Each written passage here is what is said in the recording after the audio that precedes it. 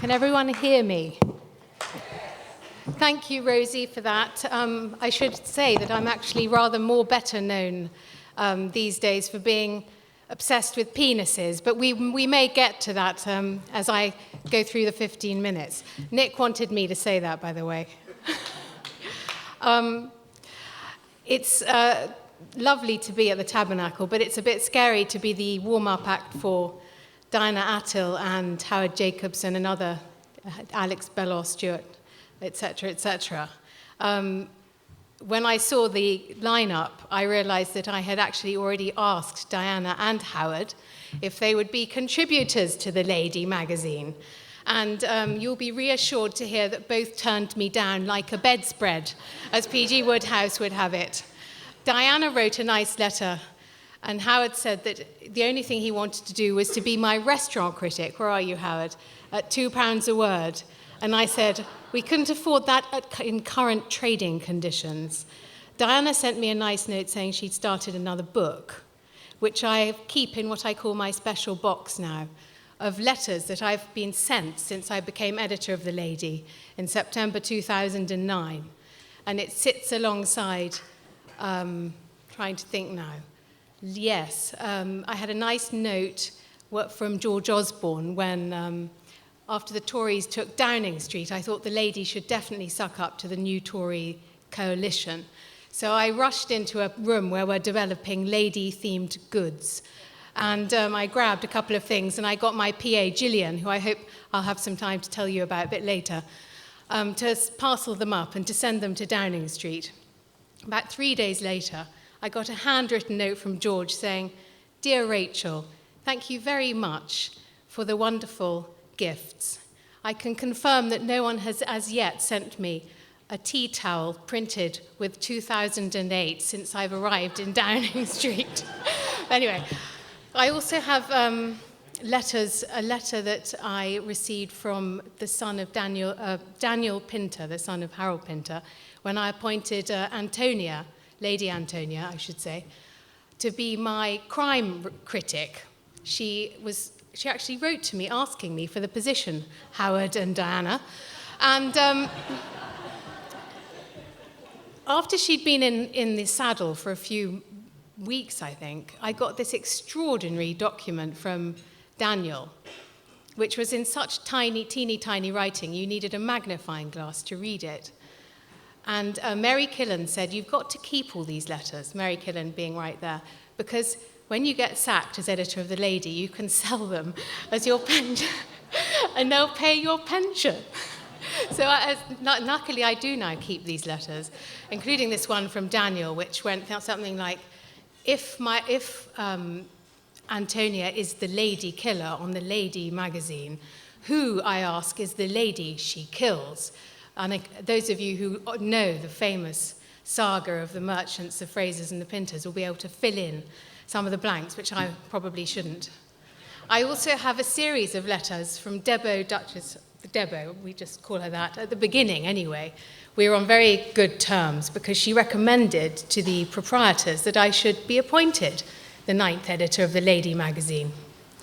And her letters at the beginning were very warm and said things like, "Do ask me to be your agony aunt again next year if I'm still alive. All love, Debo." As the year has progressed in its tumultuous way, her letters to me have become slightly chillier, and ending up with a letter I received a few weeks ago declining to come to the Lady Literary Luncheon, which is being held this month with Quentin Letts and Alison Pearson. And this one is signed, "Yours very sincerely, Deborah, Duchess of Devonshire, Dowager Duchess of Devonshire." So I was very much firmly put in my place. But getting ahead of things, this is the story of my very strange but wonderful year, which really began in June 2009, when I was lying in bed trying to write a novel for Juliet Annan, my publisher, who is here, and Peter Strauss, my agent, who is here. And the telephone trilled by my bed, and a voice came on the line and said, "Hello, is that Rachel Johnson? My name's Ben Budworth. I'm the publisher and chief executive," he said with pride, "of The Lady magazine, and I'm looking for a new editor." At which point, I had to struggle not to laugh because I didn't know the Lady magazine still existed. And I said to him, well, no, I sort of thought about it, but I didn't know at that point, that it was still publishing. As you see from these wonderful covers, à l'époque, the Lady magazine was a real power in the land. It was a titan of the newsstand. And it had illustrations in-house done by Frumenti. It had pieces by Nancy Mitford. Stella Gibbons wrote Cold Comfort Farm in a little office. And P.G. Wodehouse even submitted short stories to the Lady, which were rejected. So he repaid this favour by writing in Milady's boudoir into the Code of the Worcesters, and which was the magazine run by Aunt Dahlia, to which Bertie Wooster contributed his only piece of paid work, a piece called What the Well-Dressed Chap is Wearing. So, but since then, I hadn't heard or anyone mention the Lady since I last needed a nanny, which was sort of 15 years or so ago before. So I said to Ben Budworth, "That's awfully sweet of you, Ben. But I don't think so. And why don't you ask?" Then I named someone else who worked on the Telegraph. But he completely ignored me. And he said, "Don't worry about her." He said, "Why don't you come in to tea at Bedford Street and we'll get everything squared away then." So I thought, what will we get squared away when? In order to get Ben off the phone, I agreed to go into Bedford Street at a date for tea about a week's hence, so sort of we're talking mid-June. And thinking, and as we said goodbye, I said, "Goodbye, Ben, I'll see you next week." And he said, "Goodbye, sausage." So I thought, this is getting odder and odder. A man rings me up, asks me if he wants to be editor of a magazine I didn't know existed, and then says, "Goodbye, sausage." But it was sort of, life wasn't that great in June 2009 for people like me. I'd lost all my freelance gigs, one by one, the Standard, the glossy magazines. All I had left was a column on the Sunday Times and a book contract. And I was pretty sure that I was about to lose my column on the Sunday Times. Anyway, so I said, Ben said, "Goodbye, sausage." We put the phone down. I thought, I'm definitely not going to go into tea.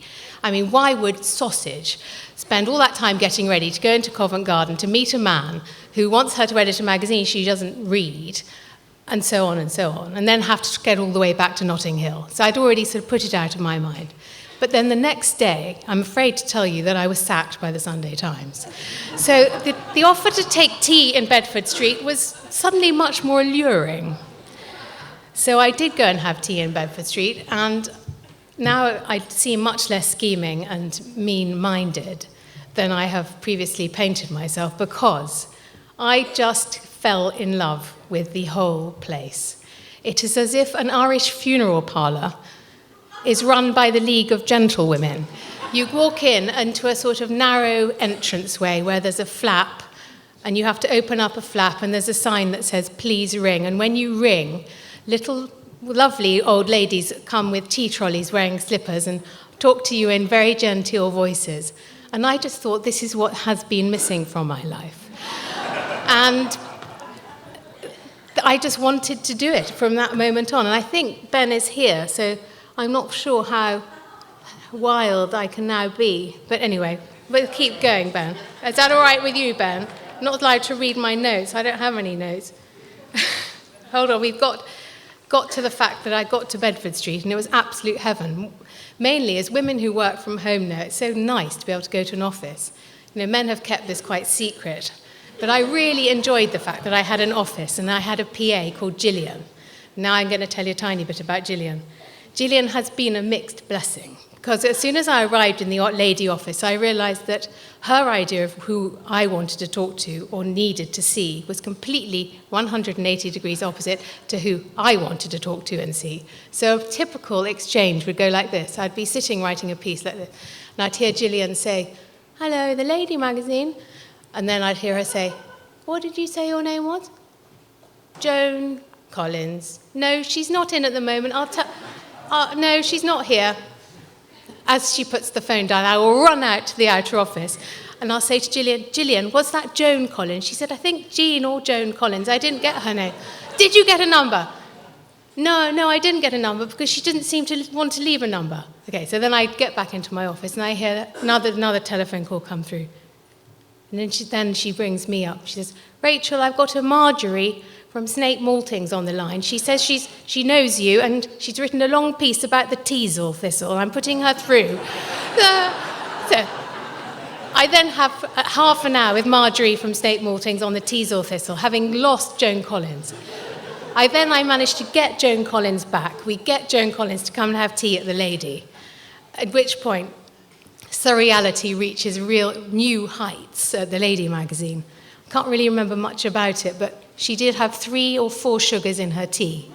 And when one of the lovely ladies who helps us at the office came in with this laden tea tray, actually it's a scene in the documentary that was filmed as I arrived at the Lady magazine. She laid about this walnut cake as if she'd never eaten in her whole life. She had 4 slices of cake, and she kept saying, where was this fantastic cake from, as if we'd sort of produced it in-house. And so then I had to go and ask Roz where the cake had come from, and she was sort of washing up the teacup, which was covered in makeup.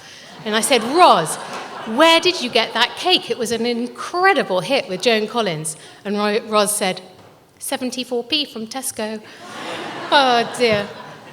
It all sounds very nice, but it wasn't all tea and sympathy. I mean, what I've learnt about it is that Britain is a very conservative country, and people hate change, and readers hate change. And Ben, I was hired to double the circulation of a magazine in a recession, halve the average age of readership, while overall the weekly magazine market was down 15% year on year, and do all that while keeping existing readers, which is a shorthand for saying, while not changing anything. So, impossible, basically. So, it's been very difficult, great fun, obviously, fun being our watchword at the Lady, and yeah, it's been great fun, but what we call a challenge, I think. And the challenge wasn't assisted, I think, by the fact that I was filmed going into an office editing a magazine on my first day, never having edited or managed for my whole life, with a documentary crew tailing me, which kind of then really created the situation which we've come to, which is that everyone's been talking about the Lady, but not necessarily for the right reasons, but it's all good, clean fun, we hope. The documentary was the beginning of the sort of publicity maelstrom that I feel I've been in, obviously because the Lady's been in the centre of it. For those of you who make TV, basically what happened, they made a lovely film, took it to Channel 4, and Channel 4 said, nah, what we want is Rachel Johnson going into the Lady, like Gordon going into one of his fucking kitchen nightmares.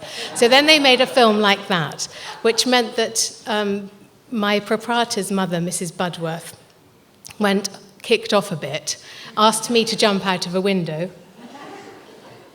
which I didn't do. And then I thought, I've got to somehow get her to understand that there was a book coming out. So I sent her an advance copy of my book, which she sent back unread, but with a bookmark 2/3 of the way through, and said, I will slit my throat before I or any of my friends read it, which was very exciting. And obviously did wonders for sales when she told that to Judith Woods, Jan Moyer, and all the assorted female interviews in the newspapers.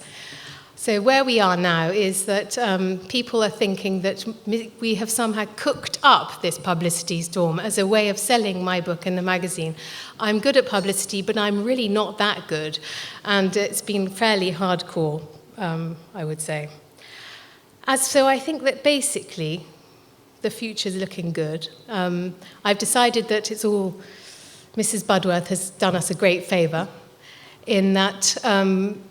The story is about new media meeting old publishing, Tories from the Shires meeting Thatcher's children. It's wonderful, it's good stuff, and I hope that's what I've put in the book. As for what you're all asking is, how long will I be here? How's the magazine doing? I love my job. The magazine's doing very well. And I hope that in the fullness of time, Diana and Howard may even consider contributing to the Lady magazine. Thank you very much.